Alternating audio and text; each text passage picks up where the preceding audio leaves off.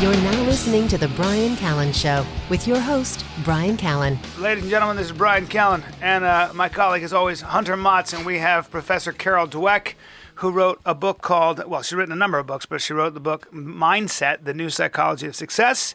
And I don't mind saying that I have, and I don't do this very often, very few books I do this with. I've recommended this book to 5 people already. You guys have heard me talk about the Straight A Conspiracy, and that's this book. The Mindset, Carol Dweck's book, was seminal in writing the Straight A Conspiracy, which is Hunter's book, which is a fantastic book. So we're very excited. Professor, you are a professor of psychology at Stanford University. Yes. They say that's a good academic institution. Pretty good. Yeah, I went to American University. That's Stanford on the Potomac, in my mind. We've already been talking, but look, thanks so much for being here. I feel like this is the kind of book, just the idea needs to get out there. It's amazing to me that it hasn't. You know, we teach our kids, but we don't teach our kids the art of learning. The notion that, and let's talk a little bit about, let's break it down. There's a fixed mindset and there's a growth mindset. Mm-hmm. And maybe I'll let you, since you wrote the book and came up with the ideas, maybe I'll let you kind of help us kind of understand how you came to this idea, what the idea is, and also the decades and decades of research that now backs this idea up. Yeah. Well, the idea is this. Some people have a fixed mindset about their talents and abilities. They think these are just fixed traits. You have a certain amount, and that's it. When you have this mindset, you don't want to step out of your comfort zone, take risks, because you put your sense of that fixed ability in jeopardy. When you have a setback, you want to get out of there because you feel like your ability is in jeopardy. But when you have a growth mindset, you believe that all these abilities can be developed. Yeah, we're different. Some people may pick things up more easily than others in certain areas, but the growth mindset says everyone can develop their abilities with hard work, good strategies, mentoring, and help from others. I came to these ideas over a number of years of research. I began by wondering, why are some people so devastated by failure? And other people can cope with it just fine. And I started by studying kids. What I found was that some kids didn't just cope with it. They loved it. I was giving them problems they couldn't solve. And one 10-year-old boy said, "Oh, I love a challenge." Another said, "I was hoping this would be informative." I thought, well, these kids have a secret. I'm going to figure it out, and I'm going to bottle it and give it to everyone. Wow. So that's where the mindset ideas, that was the germ of the mindset ideas. And one of the things I really loved about the book was you make a distinction. People who are in a growth mindset, they say, I failed at this, which is an opportunity to learn and figure out a way to not fail at it. People who are in a fixed mindset, when they fail at something, consider themselves a failure. So one is a noun, the other, they look at the world as a noun, the other looks at the world as a verb, maybe, sort of, I failed at this, I'm a failure, and end of story. People say, I failed at this, let me change my approach, come up with a better way to do it. Yeah. I'm no good at it. In our research, we find people in a fixed mindset want to bury the failure, hide the failure, run from it, find someone else who did even worse than they did so they can feel better. But they don't attack the problem again. In other words, it's the Soviet model of learning. Well, the people that I recommended this book to just off the cuff were people who had been and were and are to an extent successful, but what I realized about their personality traits was that they hold that persona very dear and very close to the vest. It's a very, very it's like a Fabergé egg. Yes. And that, God forbid, they step outside Yes. their comfort zone because it might get shattered. And then they've been told they were smart and beautiful and amazing and talented their whole life. If they fail, oh it boy. The Fabergé egg breaks. It's Yeah. kind of like, it's fixed, I have it, I've been told I have it, and now my life is devoted to proving I have it and protecting the idea that I have it. So is it a better way, Professor, to think of yourself more as, I suppose, trying to think of not really defining yourself along strong lines? Is that what we're talking about? You know, so much of us come up and we get proud of something. You know, if you're a tough guy, if you're a wrestler or a boxer, you think, I'm a tough guy, I'll punch that guy in the face. Or if you're a musician, you figure, well, I'm just so artistic. There's a way I dress, and we tend to define ourselves along very strong lines. Yeah. And I wonder if it makes sense to not do so. Where there is benefit, I suppose, in defining yourself, because you define yourself on what you're willing to fight for, and there are certain lines you have to stand firm on. Yeah. But you can have a certain persona or identity that you enjoy, but you want to think of yourself as a work in progress. You don't know where you're going, how you'll develop, what other areas you'll stretch into. And we find that students in a growth mindset have interests that go across many more areas. They don't rule out the idea that you can be a techie and also a humanities person at the same time. And they also have very strongly the idea that these areas feed each other and allow you to be creative as you combine them. And that's certainly, all of the research on creativity strongly supports that basically they're right. Yeah. Yeah, that's the other thing we should talk about, is that there is a great deal of data and experimentation to suggest that what we're saying is the way to be. It just makes a lot of sense. It's not just the way to be, in terms of it having psychological benefits, but it actually fits much more closely the neuroscientific reality of our brains. Like, we now understand that the brain is flexible, that it can change throughout life, that, you always have the ability to acquire new skills, and that, for long-term brain fitness, always learning is one of the best things that you can do. Yeah. Absolutely. Well, I do these things. As I was reading the book, I kind of thought to myself, I'm always saying I'm not a computer person. That's a ridiculous thing to say. Of course it is. And also it's where... what does that even mean, man? Well, but it's also... It means that you haven't learned it yet, and that maybe you are afraid of it. Yeah. Professor, I'll have you... Oh, hold on. Wait a minute. A guy who thinks of himself as a guy who could have been one of the great wrestlers of all time is afraid of something? Come on. Is afraid of a computer? I've been hunting with a rifle. No, you're right. But, you're right. Professor, one of the things that I've always wondered about, because, I'm working with students, I always hear them say things like, I didn't get the math gene, or I don't have a natural ear for languages. And when you really dig down into these beliefs and where they come from, it's usually that they've essentially looked at the 4 or 5 people around them, or, the people in their class. And it's based on some sort of comparison between them and these other people in terms of where they are currently in terms of those skills. Does that fit at all with... Yes, it fits exactly. Or they've had a bad experience where they easily did well in other things, but they struggled in one area. It could come from having one teacher who didn't explain things the way that you understand them. But I think it's so limiting to then label yourself forever as not having this ability. It's often the case, say, in math, that you just got confused on one concept, and when that's cleared, on you go. And the best teachers, the best science teachers and math teachers say to their class on the first day, even at the college level, I will sit down with each and every one of you until you get this material, because every one of you is capable of it. Wow.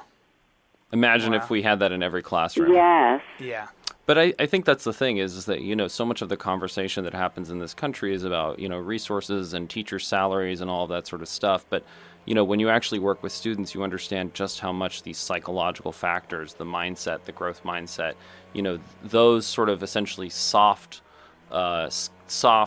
resources, the human resources get left out of the conversation. Absolutely. We have a lot of research now showing that when you teach students a growth mindset, the idea that every time they stretch out of their comfort zone to learn new hard things, the neurons in their brain make new or stronger connections, and they get better and better over time.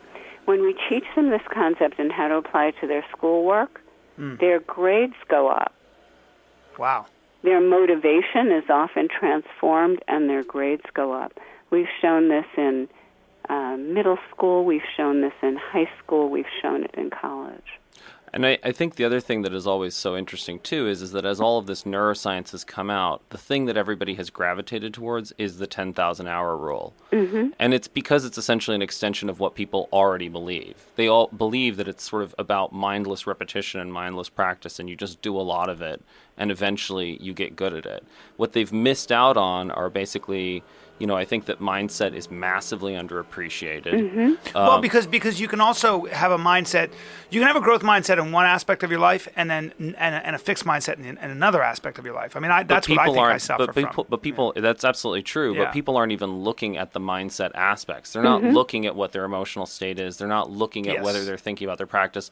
They're not thinking about their practice. They just understand it as work in equals work out, and if there isn't work out, then something's broken. Yeah, that's a thing that I've noticed, Professor. People sort of create these contracts with themselves. This sort of contract with life. I'm going to do this, and I'm going to work really hard, and then I'm going to get this reward. And of course, life doesn't work that way. It's just a lot more complicated and messy. Absolutely. Yeah. So how does one navigate that? I mean, that's a very human tendency, isn't it? To kind of say, I'm going to do all the right things, and whether it's and good, then I'm going to get exactly the right outcome. That's right. And so again, that's part of a fixed mindset, isn't it? It is part of a fixed mindset where you're really, really focused on the outcome and what it means about your worth or your underlying ability. I'm sorry to interrupt you. This is the part of the book I really loved, where you essentially talk about this was so brilliant. I'd never thought of it this way. If you think of success as I'm going to be better than everybody else around me, versus I'm just success is actually just another word for growth. I'm going to just see who I become as I get better at something. But I had never thought of it in those terms. That's a fantastic part of, I reread that twice. And what happens when you think in terms of growth, it takes you places you never imagined, and the success or the outcomes are a byproduct of engaging deeply in this learning and growth process. And before we started, you talked a little bit about IQ and the age of IQ. I was wondering if you would be willing to elaborate on that a little bit. Absolutely. I grew up in the age of IQ, and as we talked about it, that age is still with us quite a bit. My sixth grade teacher seated us around the room in IQ order. Oh, no. And it was already the top IQ class in the school. So it was a heavy emphasis on innate or inborn intelligence, which is ironic because it turns out that Alfred Binet, the guy who invented the IQ test, had a radical growth mindset. He just created the test so he could identify kids who weren't profiting from their current curriculum and make new programs to get them back on track. He believed the most basic capacity to learn could be transformed through education. And yet Americans took his test to say they were measuring a fixed intelligence. I remember getting an IQ test, and I guess I overheard my parents talking to the teacher, and I guess I did okay. It wasn't great, but the what I came away with it from was I was average. I had an average brain. And therefore, where did you focus your energies? Probably on being social and what I was good at, which is being a silly goose and funny, which is now how I pay the bills. But certainly, I just didn't think I had the math gene or any of that. Now, that's not my parents' fault, by the way. I don't want to. My parents were fantastic about everything, and they understood. I think certainly my father understood that life was about growth. But in my book, I talk about a Nobel Prize-winning scientist who went back and got his grade school records and saw that he had a low IQ or a not very high IQ. And he said, had he known that, he never would have gone for the career. You have a lot of examples of people in the book who were pretty famous and the leaders of thought in their field who were branded sort of less than intelligent or at least average intelligence. And the important point is there is no test that tells you what you are capable of in the future if you attack it with a passion. And the right tutelage. Yes. Yeah, that's very well, important. And I mean, I think, would you also mind telling us a little bit about Terman, the man who hijacked the IQ test? Well, Terman was at Stanford. And my life's mission is to undo his mischief. Terman sounds like a villain in a movie anyway. He is. Damn Terman! And he also had termites as well. He did have. He had a group of kids that he identified as gifted. Wow. And how did those kids do? They didn't do as well as you might have expected, and I think part of it might have been labeling them as gifted. Because they don't have to work as hard. And putting that pressure on them, be brilliant.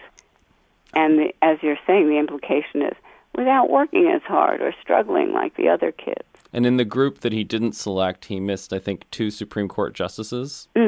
Yeah. So, I mean, I think that for me, that story has always really demonstrated the power of, the IQ test versus the power of mindset. Yes. And that IQ test probably put those kids into a fixed mindset. It goes with our research where we show praising kids' intelligence puts them into a fixed mindset and makes them vulnerable. Yeah, well, that's why, I will always tell my child from now on, something to the effect of, boy, you really work hard. I love watching how hard you work. Yeah, or you used a good strategy, or you really stuck to it. Yeah. Yeah. Well, I my wife and I have sometimes talks about this because I tend to worry when she tells my daughter, she gets pretty competitive as a mother, and so she wants my daughter to be the best at this or that, and then is very proud when she is.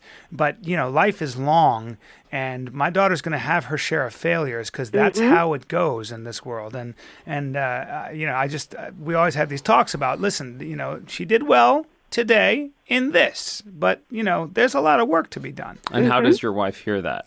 Well, she's going to read Mindset. In fact, I'm gonna read it to her out loud twice, and I'm not kidding about that. I think it's she never thought she could ride horses. She thought that was for someone else. She thought it was way too late and all that stuff, and it's changed her life.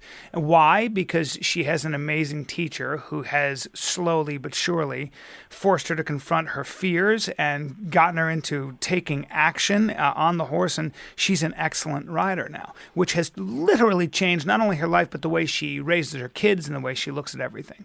And I take full credit for that. No reason why. I just like to do that stuff.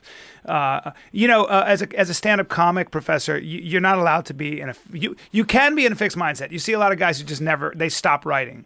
And they stick to that, they stick to that 20 minutes or hour that really works, that really, that what we call kills. Yeah. But if you really want to be a headliner, you want to keep going, the what you have to do is you have to have that 1 hour, you shoot your special, or you don't, and you just throw it away. And that's right. Those are songs that used to exist, and you miss those songs, but you gotta come up with new songs. There's a fantastic documentary. I think it's called The Comedian. And it compares Jerry Seinfeld. Yes, I know Orny Adams. I know those guys. Yeah. And Jerry Seinfeld has completely the growth mindset. He goes out there, he bombs, and then he goes back and revises the material. Yeah, but other young comedians or others who are trying to be up and coming may not be able to take that sense of failure because they're trying to be successful. They're trying to, and they define success as replicate that success over and over. That's right, and they define it as the being on the cover of a magazine and all that stuff, which has nothing to do with comedy. The great story in Comedians where Jerry Seinfeld sees, I think it was Miles Davis or someone like that, as a jazz troupe. Their truck broke down. They had to cross through this field in the middle of the winter. They were walking through the snow with their horns and their all their equipment. And they had to get to this club and they were freezing and stuff, and there was a house, and that it was Thanksgiving. It was during Thanksgiving or some holiday, and I think the drummer looked in the window and saw the hearth over the fireplace, and they were serving this big turkey, and they were all warm inside, and it was this nice family, and I think Miles Davis, whoever it was, said, "What are you looking at, man?" And he said, "I just don't know how people can stand to live that way."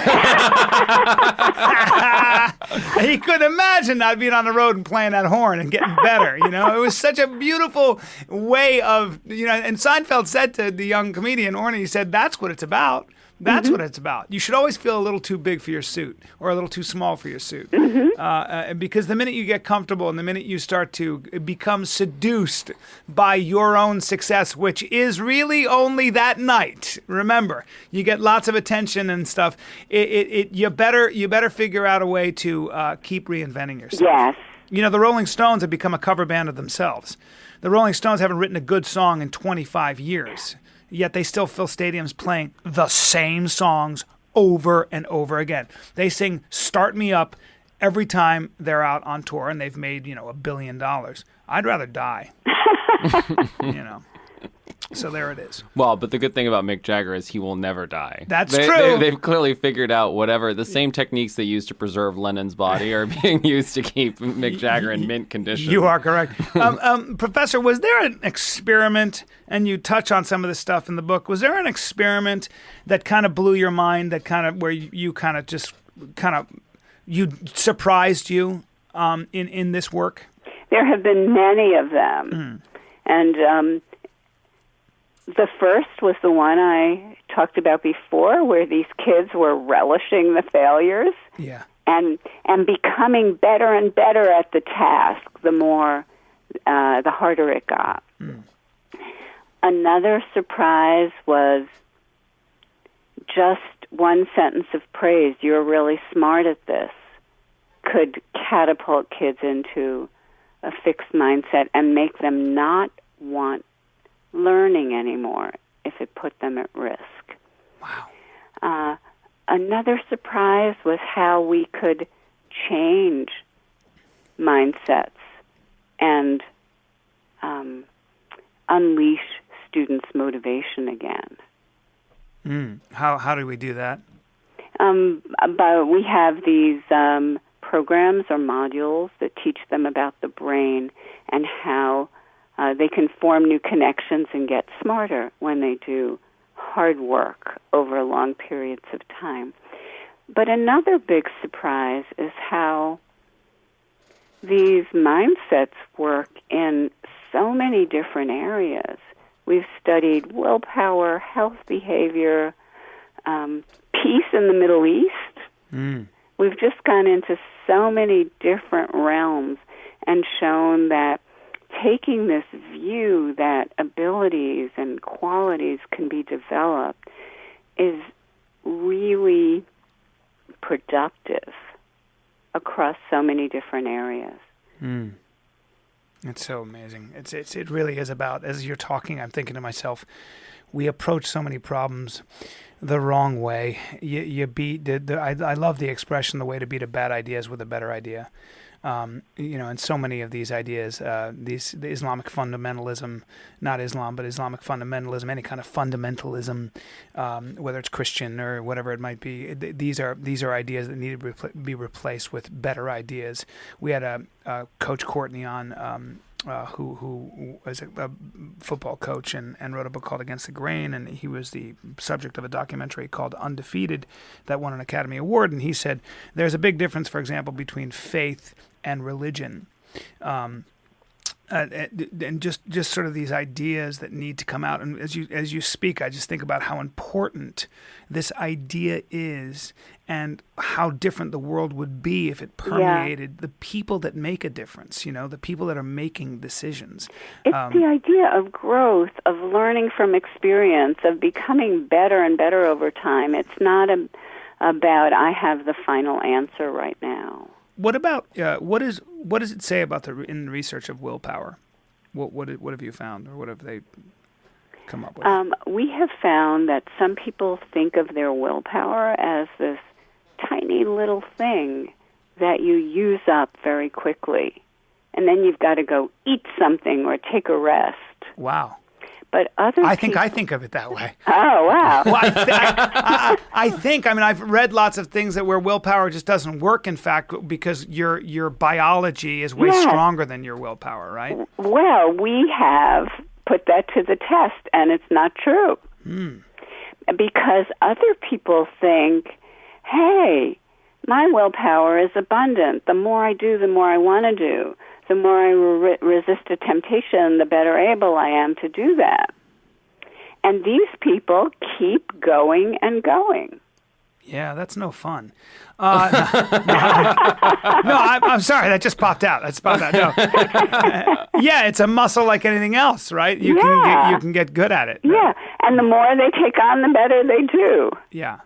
Well, in C.S. Lewis's book, Mere Christianity, he talks about, I'm not a Christian, but he talks about being a Christian and sort of he tackles the idea of sex and fornication outside of marriage. He said, this is a very unpopular subject, but he essentially says you can get way better at having control over anything, including the impulse to have sex, especially outside of marriage or just when you're not married, because the more you indulge these feelings, whatever they might be, for gluttony and for sex and for lust or all these things, the stronger they become, and you can actually get very good at not indulging those things. So it's just a technique. He actually said, look, I don't expect everybody to be a Christian, but the Bible or Christianity, he said, is really, for me, a good way to run the human machine. And he makes this argument for it. I thought it was interesting. It was interesting it was almost a secular argument for Christianity, which didn't sway me. I'm not going to church, but listen, it kind of plays into what we're talking about. But this is also, Pinker in The Better Angel of Our Nature talks about how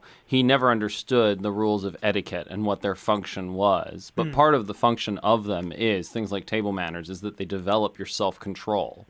And that as you develop your self-control, that's what an ordered society is about people controlling their own behavior and managing their own behavior. Yeah. Civilization, somebody said civilization is an agreement among men to behave well.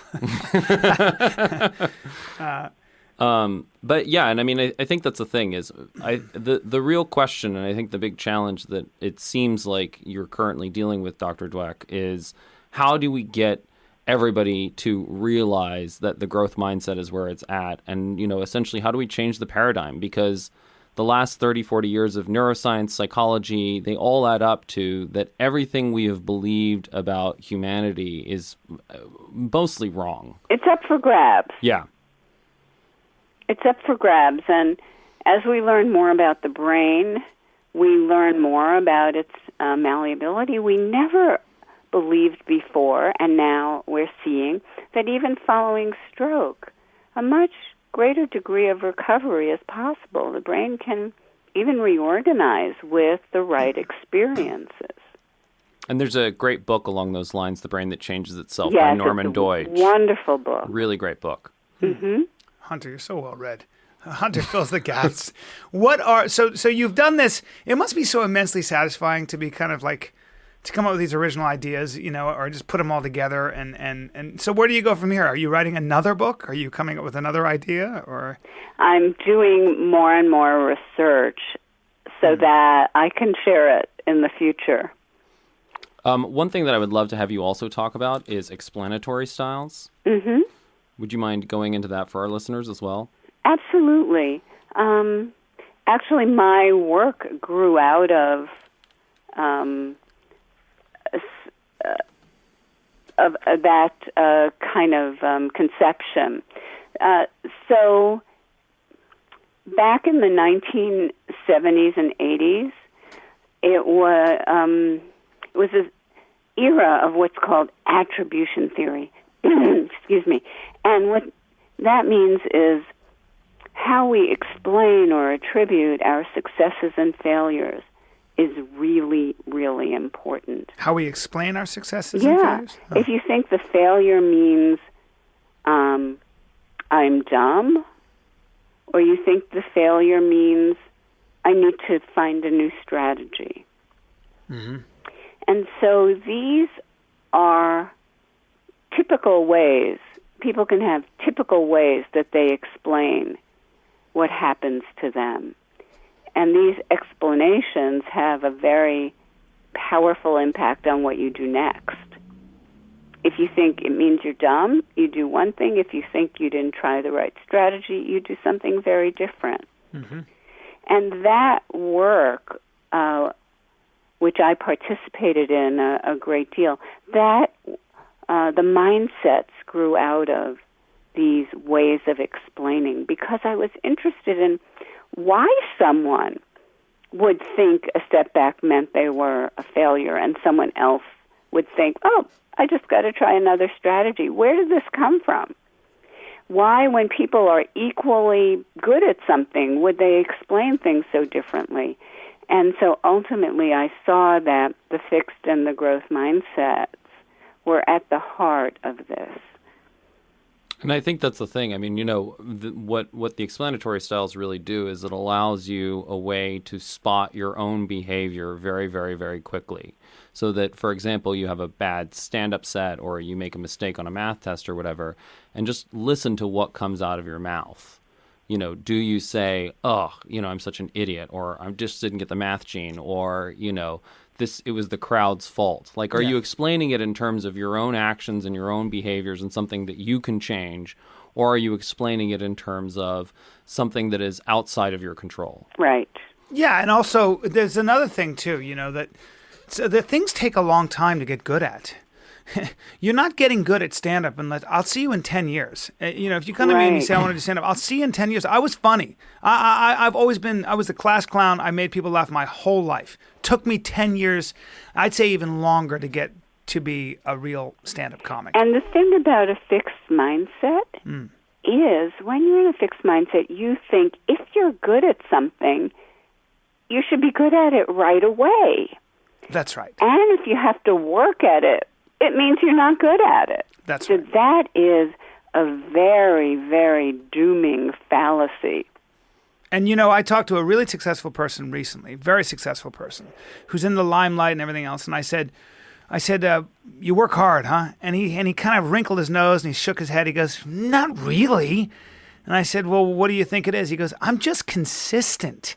I'll just show up every single day. And in 2 years, you're like, wait, I'm really good at this. And that's kind of his secret. It's not like he does 8 hours a day and sweats. I was always raised to be, concentrate, work hard, your fingers to the bone. Well, nah, that's a pain in the butt. Just show up every day. Show up. Work smart. Yes. Neil Simon was in my acting class, and we were all like, oh, wow. And he would talk sometimes, very rarely. And he said, he said, I fail way more than I succeed. I feel like the little man who walks up those stairs and sits in a room and writes. And most of the time, it doesn't really come out the way I want it. Sometimes it does. That was Neil Simon. Yes. And he said, most of it's just showing up every day.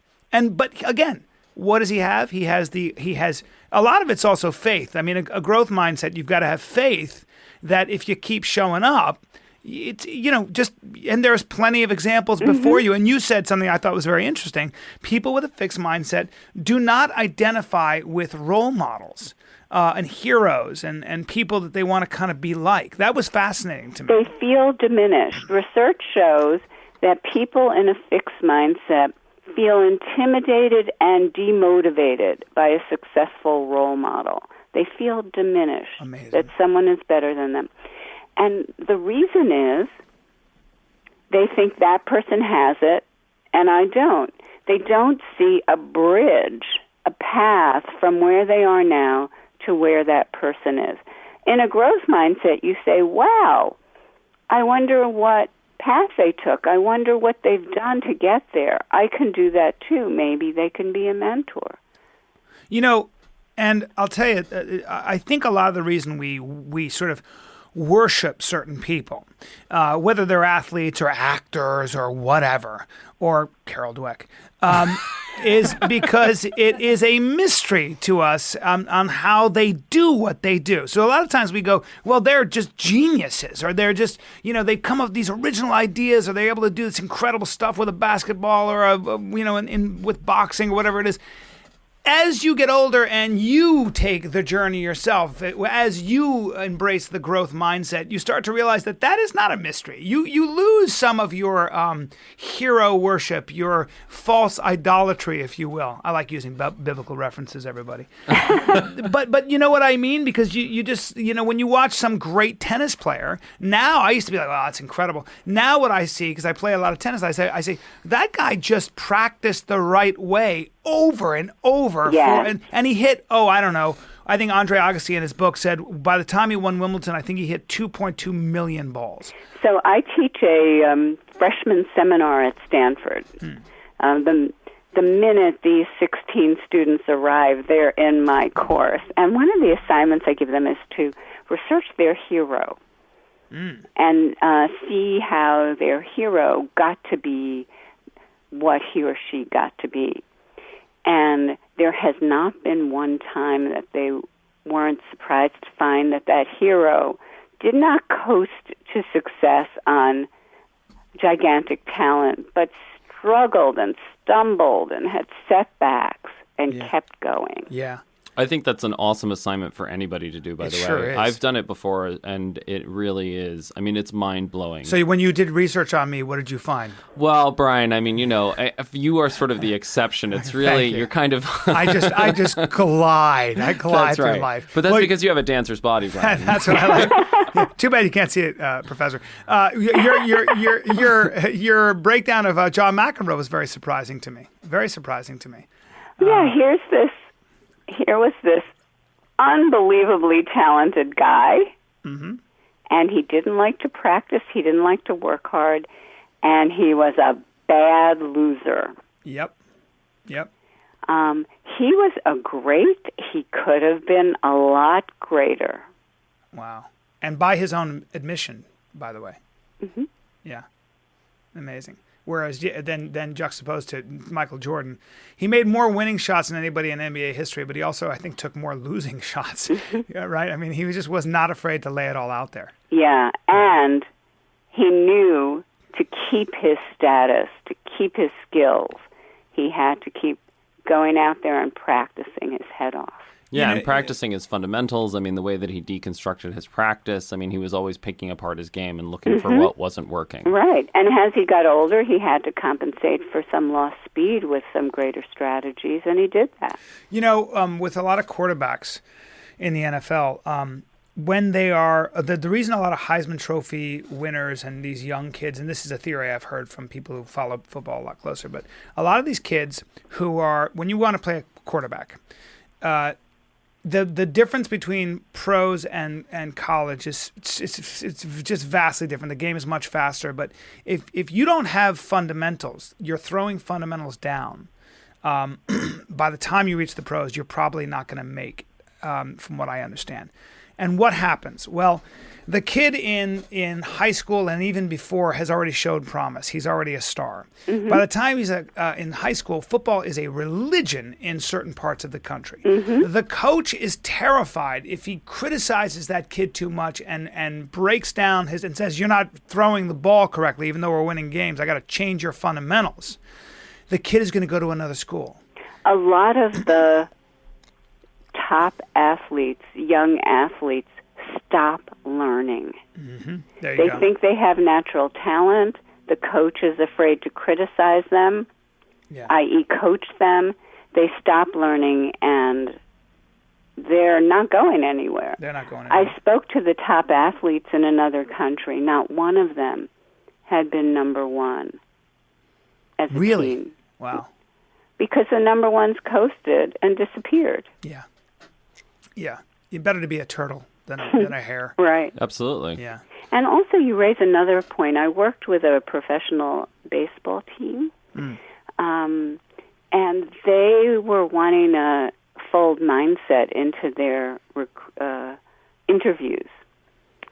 One of the questions they asked was, what do you think you would have to change as you go to the majors? And they wanted to hear that the player recognized it was a brand new game. They might have to change everything. Mm-hmm. They wanted the guy who understood that growth was necessary. Well, I love when you. And how did they find that guy? Yes. Well, didn't you say that NASA, I think, hires based on? It was fascinating. I'd never. It's such a great way to hire. They fascinate. They hire people based on how they take a look at their lives, and they take a look at how they reacted to their failures. They had to have a failure, not just pure success, because they understood that people in a space project needed to come back over and over again from things that didn't work.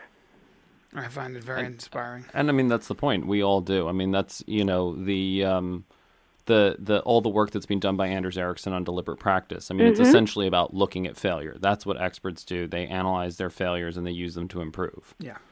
Absolutely. And they constantly push out of their comfort zone. Mm-hmm. They constantly address the weaknesses that would hold them back. Yeah, I think that, with my experience with writing or stand-up is you spend a lot of time learning how not to do it. I mean, just by doing, that's a really important thing. You might write, somebody who was a big producer said, keep writing, Brian. And I said, I know, but I have like 10 scripts that just haven't gone anywhere. And he said, hey, I got a lot of Academy Award-winning friends who have trunk loads of scripts that haven't gone anywhere. That's what we don't know. That's how you learn how to write. Yeah. Write badly for a long time. Yeah. Get the right tutelage, and you'll figure it out.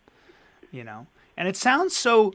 This is kind of the values that we grow up with to an extent. Yeah, but I think this is the interesting thing is that in America we pay lip service to the idea of practice and failure and all that sort of stuff. Yes. But fundamentally we're then underneath it all, we're all driving the idea of talent, the message of talent. And so what ends up happening is that's why we don't believe when we hear all about practice and failure and all that stuff, because fundamentally most of us believe in talent. And absolutely, if you're in a fixed mindset, you can repeat back if at first you don't succeed or practice makes it. But deeply you believe if you really have talent, you shouldn't have to work hard. Yeah, and that is the poison pill in the American educational system, if you ask me. In our mindset. Yeah. But I mean, that's very, very common. I have it, and I've read these books, and I think about this all the time. I don't think I live my life in a fixed mindset, but if I really look at a lot of the way I live my life, I mean, we all have these things are strong. They're rather resilient ideas that have been hammered into us for so long. But it's also that they're constantly reinforced by the people around us. And I think that's the point is that, any society is an echo chamber. And the question is always, who is the crazy man in the room? Yeah. Because if you're the person who's saying, I have a growth mindset, and everybody else around you is trying to reinforce a fixed mindset, well, it becomes really hard to hold that ground.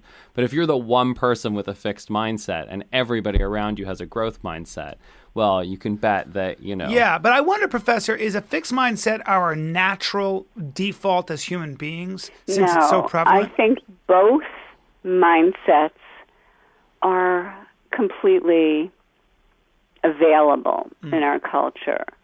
The idea that you can grow and develop, and the idea that you have certain abilities. What I find in my research is that they're pretty equally distributed. Isn't the American mindset a little bit more growth oriented? It mythology. Used to be. It used to be before the self-esteem movement. Oh, talk about that. I love the this. Self-esteem movement said, hey, tell everyone they're brilliant, they're wonderful, they're special. Yep. And I think it stalled us as a culture. Is it going away? I hope so. I'm doing my best. I mean, that's the thing. There's a great quote in David McCulloch's 1776 that I just love, which really captures what the American mindset used to be, which is they lived in a time when it was believed that a man, by serious and diligent application to books, could teach himself whatever was required. I mean, that is the ultimate growth mindset, and it's not domain specific. I mean, you look at people like Franklin, they were just as happy learning science as learning literature, as learning foreign languages, as learning business. That's what really defined that generation and across the social strata. And if we want to understand what America's greatness is, it is that growth mindset. That is the greatness, the idea that we are perfectible. In our characters, in our abilities, in our behavior. I love it. It's very inspiring. Listen, Professor Dweck, I don't know if you've ever been called this, but you're a badass. You're a badass. You're a leader of thought, and we need you. I give Hunter Motz all the credit for getting people like yourself on this podcast. I just love this job. I get to talk to people who are making a difference. I'm not going to say who are really smart and talented because that would go against. That'd be like calling George Washington king. Nay. Just somebody who knew that if she could solve a problem. You're looking at the world and there's a problem out there and you're coming up with ideas for how to change our approach to solve that Not problem. just ideas, solutions. I think that's the point. I think, there's still research to be done, but the conclusions are strong enough now that it's time to apply. Yeah. Well, listen, you're probably got other things to think about. We don't want to take too much of your time. But we thank you so much for taking the time to talk to us. And I do want to plug, again, the book is Mindset by Carol Dweck. I also would like to plug Mindset Works, which is mindsetworks.com, which is the website. And some of the stuff about, teaching kids how their brains actually work, all of that stuff is on there, too. Yeah, it's really important, you guys. I mean, I always recommend books, but I don't recommend actually a lot of books like this. There are a few books that I actually will call people or text and say you have to read this book, and I think this is one of them. And this will be something that I'll revisit, and everybody that I love will be receiving a copy. I hope you love a lot of people. Yeah, I do. It's an important idea that needs to get out there. And if you don't receive a copy from Brian Callen of Mindset, well, that's the list you're on. And but you can, with a growth mindset, you can get yourself onto the other list. That's right. And by the way, if you do read the book, write us a little review, and if we like it, we'll read it on the air. I think we start doing that. I want people to do that because a lot of young people listen to this, and I get a lot of young people after my shows to say, "What should I read?" This will be at the top of my list. So, thank you, Professor Dweck, for your work and your continued work. We appreciate it. You're very welcome. You'll have to come out to one of my shows if I come up to San Francisco. Absolutely. All right, I'll make you laugh. You won't learn anything, but I promise you. I promise you I'll make you cackle, sister. Thank you. Thank you so much for joining us. A pleasure. All righty. Bye. Thank you so much.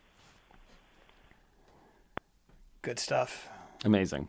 Yeah, I mean, listen, it's just so much fun to do this, man. Yeah, and I think I just want to emphasize, the growth mindset is the foundation of a society that works. Yeah, and the foundation of a book called The Straight A Conspiracy. Well, that's true. Another book to read. Yeah. Yeah, but you're right, man, and I'm glad you brought up the idea of talent. I'm glad you said that. That's really important because, again, you may have talent. It's not an important thing to indulge in. It means fucking nothing. It doesn't mean anything. Look, you might be really funny and naturally at stand-up. You're not going to be able to communicate with an audience until you work at it for at least, 6-7 years. Right. In my opinion. And the same thing is true with athletes. That's the point. You have all of these, we see the child star, the prodigious You can have athlete, hardware, but you need software. But that's the point. Ultimately, those people crap out. Like if you don't have that growth mindset and then you're not willing to get out there every day and just get better, and try and fail and do all that stuff, you're not going to make it. Well, and Hunter and I are working on either a website or a book, and we're going to start, because these are the ideas I want to get out there. These are the important ideas. This is where you start. This is part of the art of learning. And all that matters is growth and learning and connection and those kinds of things. And that's, I think, all that you can ever ask of a person. The willingness to grow. But from that comes everything. Everything else. Right? It's what he said. It's what Coach Courtney said. You're not here to teach football. I don't teach football. I don't coach football. I coach young men to do the